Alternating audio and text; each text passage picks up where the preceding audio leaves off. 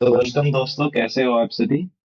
आप लोगों को पता है कि हम लोग रैपिड पीवाईक्यू सीरीज को कर रहे थे, जिसके अंदर मल्टीपल नंबर ऑफ हमने करी पीवाईक्यू एनालिसिस के साथ साथ हम लोग कुछ एक्स्ट्रा क्वेश्चंस भी कर रहे थे यहाँ पे। और हमने काफी सारी टॉपिक्स कवर किए थे, जैसे हमने सुप्रीम कोर्ट हमारा हो गया था, हमारा हाई कोर्ट भी हमारा हो गया था। एंड आज हम लोअर जुडिशरी को स्टार्ट करने वाले हैं, राइट। आज हम कौन सा टॉपिक स्टार्ट करेंगे? Lower judiciary. ऑलरेडी हर पीवाईक्यू, चाहे वो सुप्रीम कोर्ट का हो, जो हाई कोर्ट का हो, चाहे वो लोअर जुडिशरी का हो, हम कवर ऑन कर चुके हैं।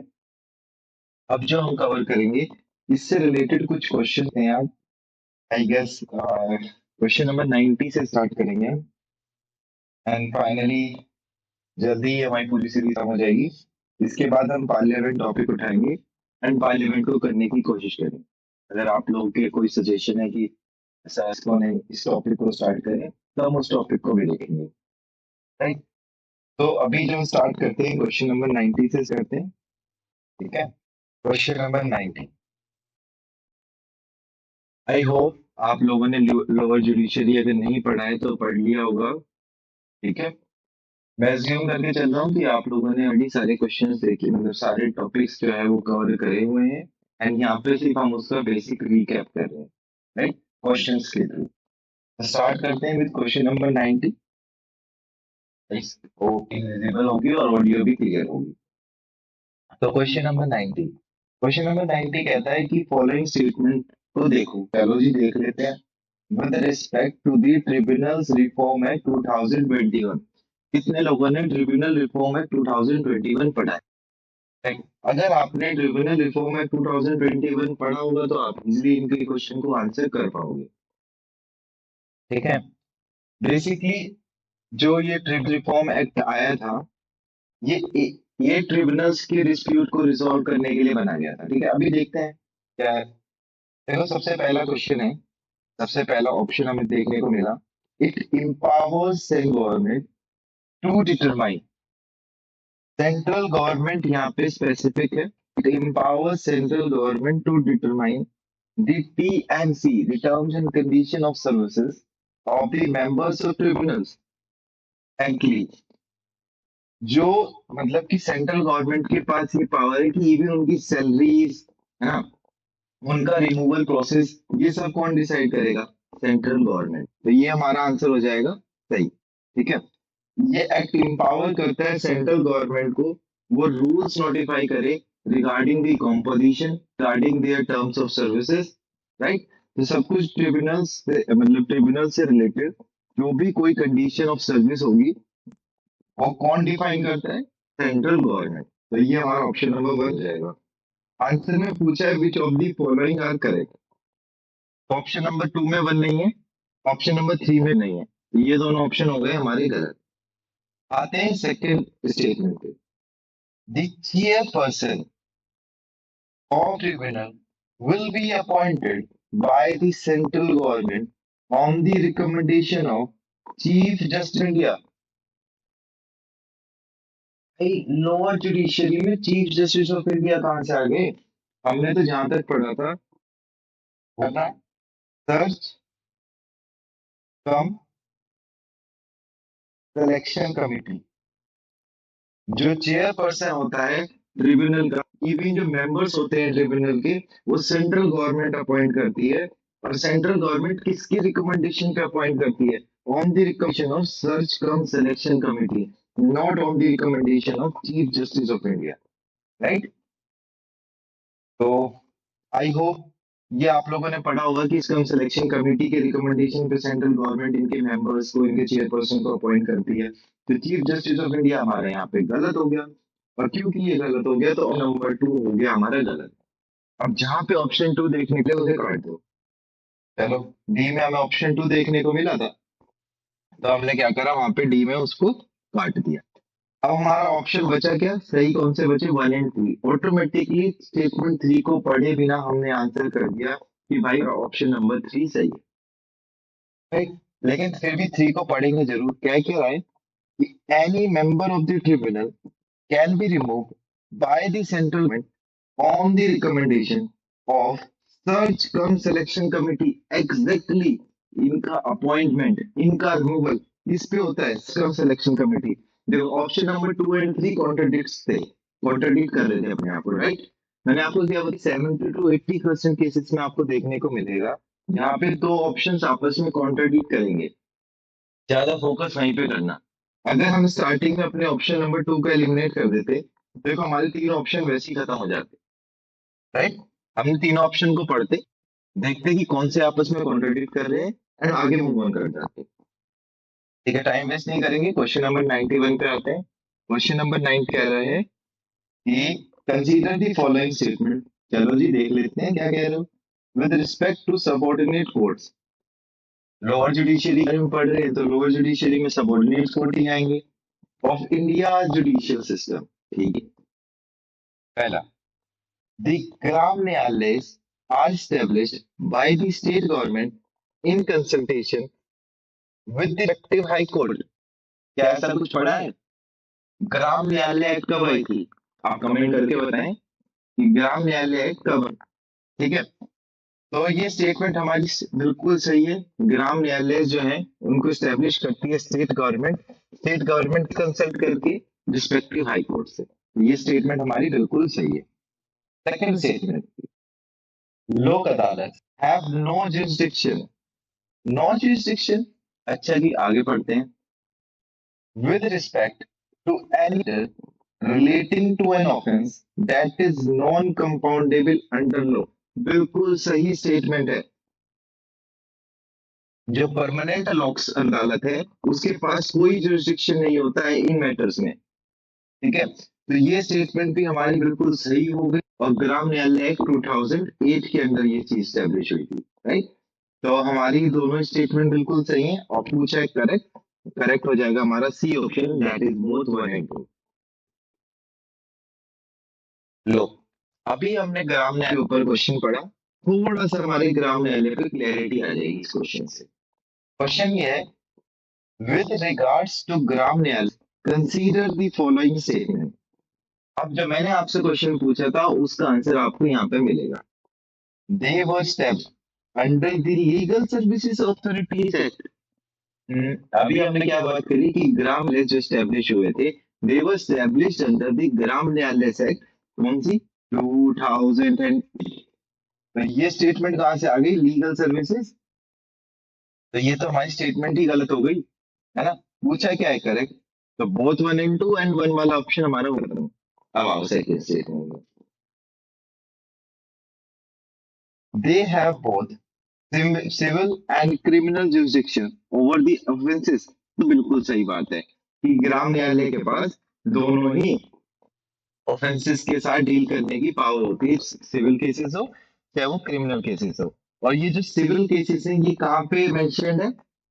या मैं देखने को जो कि हमारे फर्स्ट शेड्यूल में मेंशन है। और जो सिविल केसेस हैं वो कहाँ पे मेंशन होंगे? जो स्पेसिफाइड है सेकंड शेड्यूल में। ठीक है, टू दी ग्राम न्यायालय, जो सेकंड शेड्यूल और फर्स्ट शेड्यूल में मेंशन है ग्राम एक्ट में, वो वहां से हम इनको डिफाइन कर सकते हैं एंड हमारा स्टेटमेंट 1 गलत हो जाएगा, स्टेटमेंट 2 सही हो गया। तो क्वेश्चन में उसने पूछा था करेक्ट, तो हमारा option number 2 is the right answer, right. Move करते हैं क्वेश्चन नंबर 93 पे। 93 क्या कहता है, चलो देखते हैं। Which of the following statements incorrect, डब्बे बंद कर दो, इनकरेक्ट। ठीक है, which of the statement is incorrect. Incorrect पूछा है, चलो जी जवाब देंगे। द डिस्ट्रिक्ट जज is the highest judicial authority in the district. Exactly भाई, आपके डिस्ट्रिक्ट में से बड़ी अथॉरिटी जो जुडिशरी की अगर हम बात करें तो वो डिस्ट्रिक्ट जज ही होता है। तो स्टेटमेंट 1 तो हमारी बिल्कुल सही होगी। Statement 2. The session judge has the power to impose capital punishment. Exactly. Capital punishment से मेरा अगर कुछ लोग अगर नहीं समझ में आ रहा होगा तो कैपिटल पनिशमेंट का मतलब होता है डेथ पनिशमेंट, राइट।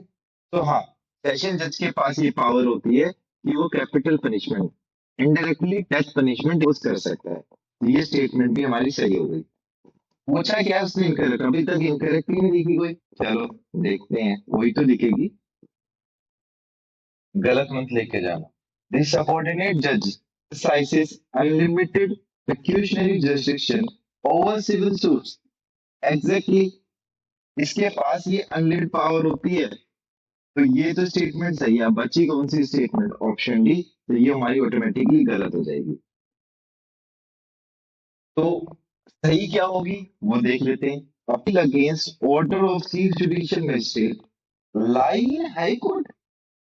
भाई हाई कोर्ट में नहीं होता ये।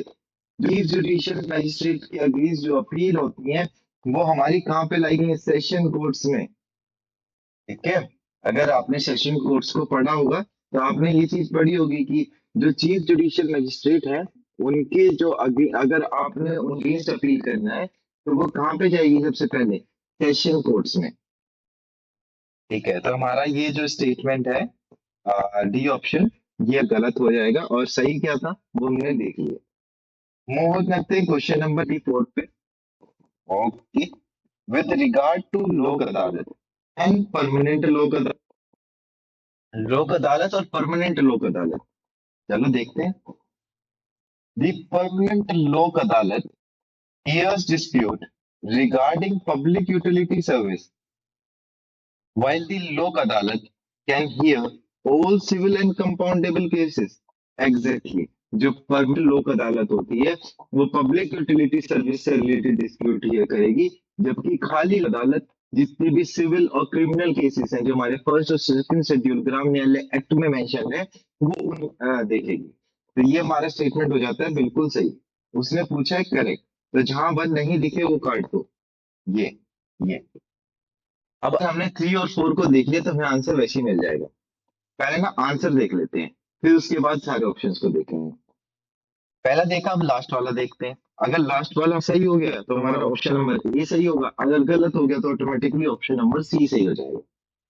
बोथ द परमानेंट लोक Adalat have jurisdiction, both the permanent लोक अदालत एंड लोक अदालत, both the permanent लोक अदालत एंड लोक अदालत have jurisdiction over pending and pre-litigation matters। है? ऐसा कुछ पढ़ा है? ये स्टेटमेंट तो मुझे गलत सी नजर आ रही है। गलत क्यों नजर आ रही है? कि जो परमानेंट लोक अदालत होती है इसका जो जुरिस्डिक्शन होता है वो only at pre litigation matter में देखने को मिलेगा। जो परमानेंट लोक अदालत है इसका जो जुरिस्डिक्शन है वो प्री लिटिगेशन मैटर्स में हमें देखने को मिलेगा। कि जब हम बात करेंगे लोक अदालत की तो इसका जुरिस्डिक्शन दोनों पे देखने को मिलेगा, pending and pre litigation matters.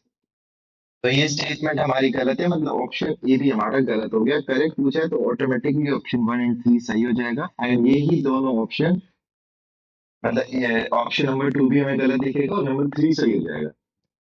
थोड़ा सा देख लेते हैं सही क्यों। जैसा हमने कहा कि यहाँ पे परमानेंट लोक अदालत के पास सिर्फ प्री लिटिगेशन मैटर की जुरिस्डिक्शन है, जबकि वहीं पे अगर हम लोक अदालत की बात करेंगे तो उनका jurisdiction pending as well as pre litigation matters दोनों पे ही देखने को मिलेगा। मूव करते हैं क्वेश्चन ऑप्शन नंबर टू, ये हमारा गलत है। तो सही क्या होगा? The final decision of permanent लोक अदालत can be challenged in court, while the final decision of लोक अदालत is binding on parties। भाई चाहे प्रिंट लोक अदालत हो चाहे लोक अदालत हो, दोनों का ही डिसीजन बाइंडिंग रहता है और फाइनल होता है पार्टीज पे। ठीक है। तो ये स्टेटमेंट भी हमारी गलत है क्योंकि कॉन्ट्राडिक्ट कर दिया स्टेटमेंट को। दोनों का डिसीजन बाइंडिंग रहेगा। अब ये तो हमारा सही है। The pecuniary jurisdiction of permanent लोक अदालत is less than 1 crore rupees। Exactly. While there is no such limit on pecuniary jurisdiction of the लोक अदालत। Exactly. यही स्टेटमेंट मेंशन है। The same statement जब मेंशन है तो आंसर ऑटोमेटिकली सही हो। राइट। तो देख लो, अगर हमें सिर्फ दो पॉइंट्स भी पता थे छोटे छोटे इसके बारे में तो हम इस क्वेश्चन को आंसर कर पा रहे थे। लेकिन आपको ऐसा नहीं करना। आप जब भी किसी भी क्वेश्चन को पढ़ो, अगर आप एनालिसिस भी कर रहे हो तो आपका मेन मोटिव ये कि आपको उसमें कितना आता है। राइट। तो मूव करते हैं क्वेश्चन नंबर 95 पे। करेक्ट पूछा है फिर से और देखते हैं question. In case of a compoundable offence, ठीक है जी, the complainant can enter into compromise with the accuse. अच्छा, कंपाउंडेबल ऑफेंस होते क्या है? आप कमेंट करके बताएं मेरे को। आप जब तक कमेंट करके बताओगे हम इस क्वेश्चन का आंसर देते हैं। In a case of compoundable offence the complainant can enter into compromise with the accuse. क्या लगता है? Exactly exactly. अगर कंपाउंडेबल ऑफेंस है तो एक कॉम्प्रोमाइज पे आप लोग आ सकते हो, जो भी पार्टी है जिसके अगेंस्ट आपने केस डाला है और आप, ठीक है।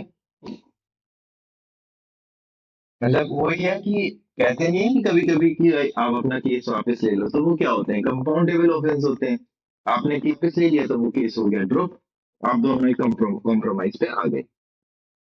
और कुछ केसेस इसमें जरूरी नहीं है एग्जैक्ट लो, कुछ केसेस ऐसे होते हैं जिसमें ये कॉम्प्रोमाइज के लिए भी कोर्ट की परमिशन लगती है। तो याद रखना ही छोटी छोटी चीजें हैं। In case of non cognizable offence the police can arrest. Non cognizable offence, ठीक है।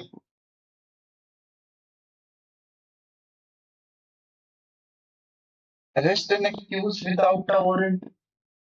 जहां तक मेरे को याद आ रहा है, अगर कॉग्निजेबल ऑफेंस होगा तभी पुलिस जो है, तभी मतलब कॉग्निजेबल ऑफेंस का मतलब कोई भी ऑफेंस जो कि बहुत सीरियस है नेचर में, राइट। तो जब कोई ऑफेंस जो बहुत सीरियस है तभी तो पुलिस अपना वारंट की अरेस्ट कर पाएगी। अगर जो ऑफेंस है वो नॉन कॉग्निजेबल है, इतना सीरियस नहीं है, पुलिस जो है बिना वारंट के एक्यूज को अरेस्ट नहीं कर सकती, ठीक है। और देखो, कॉग्निजेबल ऑफेंस ही एक ऐसा ऑफेंस ऑफेंस होता है जिसमें अगर पुलिस जो है इन्वेस्टिगेशन अपनी स्टार्ट करती है बिना मैजिस्ट्रेट की परमिशन के। लेकिन अदर केसेस अगर वो नॉन कॉग्निजेबल ऑफेंस होगा तो पुलिस जो है आ, मतलब नॉन कॉग्निजेबल ऑफेंस अगर होगा तो पुलिस जो है बिना वारंट के अरेस्ट नहीं कर सकती और पुलिस को मैजिस्ट्रेट की परमिशन लगेगी, ठीक है। तो हमारा ऑप्शन कौन सा सही है? नॉन, ये तो हमारा बिल्कुल गलत हो गया। एंड ऑप्शन वन हमारा सही है, उसने पूछा है करेक्ट, तो हमारा ओनली वन आंसर हो जाए, राइट। आई होप समझ में आ गया होगा कॉग्निजेबल और नॉन कॉग्निजेबल और काउंटेबल ऑफेंस क्या हो गए। फिर से ग्राम न्यायालय आ गया, ग्राम न्यायालय एक्ट 2008। मूव कर क्वेश्चन नंबर 96, देखते हैं क्या आंसर कर पाएंगे हम। It's presiding officer is appointed by the state government। Exactly state government point करती है। कंसल्टेशन किससे लेगी? With the high court, exactly. अच्छा, जो ये प्रिसाइडिंग ऑफिसर होता है ग्राम न्यायालय का, इसको क्या कहते हैं? इसका नाम क्या है? कमेंट करके बताओ जरा। ये जो इतना तो पता ही होगा भाई, लोक अदालत का जो मतलब ग्राम न्यायालय, इसका जो प्रिसाइडिंग ऑफिसर, उसको क्या कहते हैं? ठीक है। Second, the seat of the Gram Nyalay is usually located at the headquarter of the intermediate panchayat. ये भी सही सुना है। ऐसा तो ऐसे ही होता है बिल्कुल। जो ग्राम न्यायालय की सीट है वो यूजुअली हमें देखने को मिलती है हेडक्वार्टर पे। जो बीच की पंचायत है कोई भी, हेडक्वार्टर पे हमें देखने को मिल जाती है। और ग्राम न्यायालय जो है वो सिविल और क्रिमिनल दोनों देख लेती है, तो ये चीज तो हमें पता ही है। दूसरा, तीसरा पॉइंट है they are guided by the principle of natural justice. एक वर्ड है नेचुरल जस्टिस, आई होप आप लोगों ने इसके बारे में पढ़ रखा होगा। Exactly. So they are guided by the principle of natural justice as well as the principles which are the rules which are made by the high court। तो ये स्टडी हमारी बिल्कुल सही हो जाती है, ठीक है। तो उसने पूछा है करेक्ट, तो करेक्ट है इस बार तीनों ही देखी। भाई अच्छा, आपने बताया नहीं कि जो प्रिसाइडिंग ऑफिसर होता है ग्राम न्यायालय का उसे क्या कहते हैं? उसको कहते हैं न्यायाधिकारी, ठीक है। तो हमारे तीनों स्टेटमेंट यहाँ पे सही थी, तो आंसर हो जाएगा 1, 2 एंड 3। मूव करते हैं क्वेश्चन नंबर 97 पे, देखते हैं क्या देखने को मिलेगा। With reference to the supervision for tribunal and subordinate court. Tribunal और सबऑर्डिनेट कोर्ट में बात कर लेते हैं। कंसीडर दी फॉलोइंग, ठीक है। द अपॉइंटमेंट ऑफ डिस्ट्रिक्ट जज इन अ स्टेट। डिस्ट्रिक्ट जज सबसे हाईएस्ट ऑफिसर होता है जुडिशरी का स्टेट में, और इसी का अपॉइंटमेंट कौन करता है? Made by the governor. Exactly, governor ही करता है, ये तो होता है in consultation with the council of minister. कहीं कोर्ट तो नहीं है ये, एग्जैक्टली। ये देखो, ये होगा हाई कोर्ट। जो अपॉइंटमेंट होता है डिस्ट्रिक्ट जज का स्टेट के, वो गवर्नर तो करता ही है, लेकिन कंसल्टेशन किसकी जरूरत होती है? हाई कोर्ट की, ना कि काउंसिल ऑफ मिनिस्टर्स की। तो ये स्टेटमेंट हो जाएगी हमारी गलत। कि ये स्टेट हो गई हमारी गलत। आंसर होना था, अगर हाई कोर्ट होता तो सही हो जाती। Capital punishment passed by a district judge is subject to confirmation by the High Court in all cases।